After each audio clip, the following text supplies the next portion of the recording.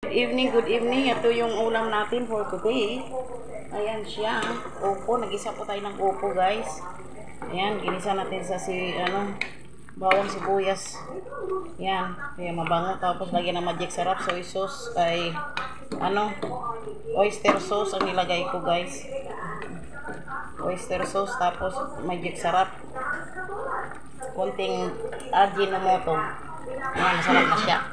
Yan, wala pong, huwag nyo nalagyan ng sabaw ha, kasi pag nilalagyan nyo ito ng sabaw, dumami na yan para ng sinigang. Actually, lang siya, yung pinakasok niya yan, yung sa gulay galing yan. Yan. Kaya gawin ko sa inyo, igisa nyo lang, takpan nyo, kung saan na siya maging ganyan, ang gulay. Yan. Kaya, sana na anuhanin yung makats ninyo yung pagluluto nitong technique sa gulay ng upo. Usa siya magtutubig, ngayon lang yan ng tubig. Yan siya, guys, ha. Ang ating dinner for today. Bye bye. Thank you so much for watching.